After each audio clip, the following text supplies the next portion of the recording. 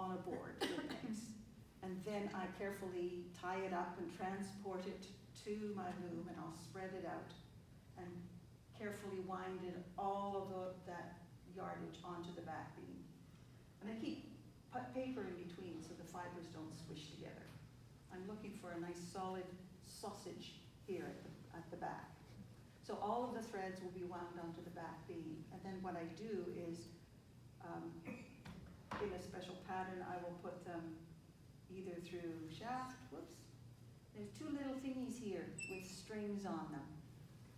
They're called shafts, and they control which threads are up. So half the threads will be on the first shaft and half the threads will be on the back. So it's 1, 2, 1, 2, 1, 2, 1, 2. And then when I lift shaft number 1, it will lift half of the threads. When you put your thread, your weft goes side to side. So when you put your weft through,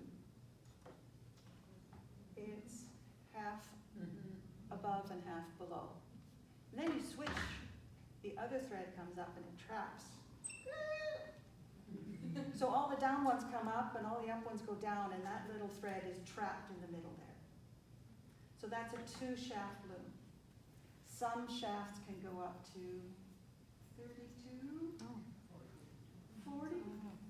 That's just, 4 is what makes me happy. I can do a lot with 4. You can actually do a lot with 2, but I'm prejudiced. I'm not too keen on the 2-shaft loom. After it goes through the heddles in a special pattern, it'll go through this, which is called a reed and a beater, so that you can put your thread back and beat it into place.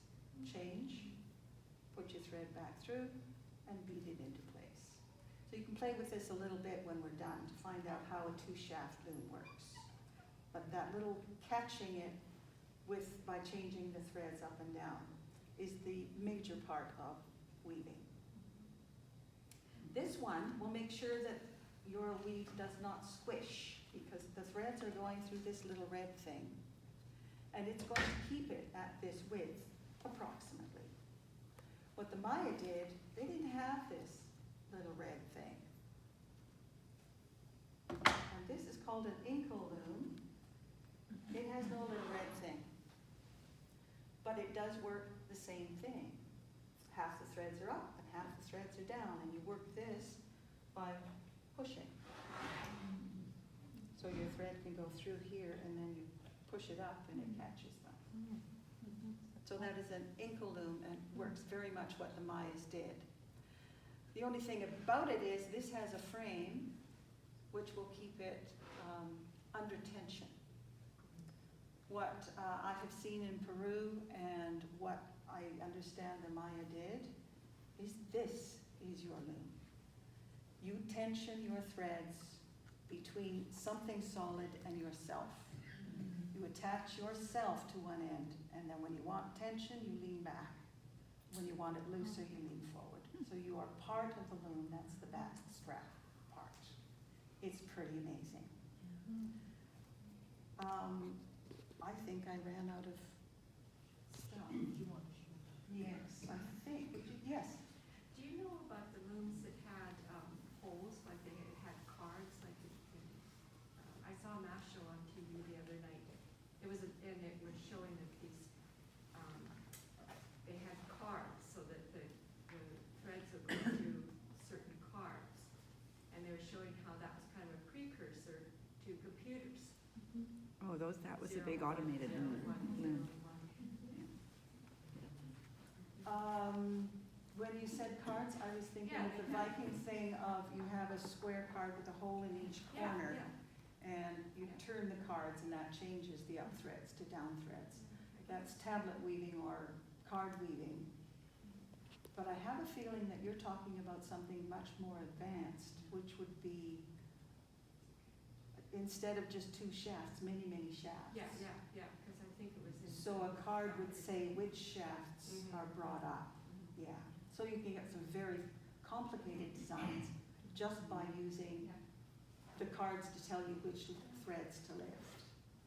Yeah, so that's not a two-shaft loom. That's something way beyond my scope. What type of, how much of the mines usually do? Like, is there a certain width or whatever that they like to do? What I was noticing in the exhibit, they seem to be about this wide. It seems to be a good width for controlling when you are the loom. You don't want something this wide because you're never going to be able to reach from here to that side. So something very comfortable for weaving. And you'll notice quite a few of those pieces are pieced together. Yeah. You can see the seam. Okay. Good questions. As I said, this one keeps the threads squished out so that you can see the warp threads and the weft threads. This type of loom and the backstrap loom squishes them together so you don't ever see the thread that's going underneath, except on the very edges.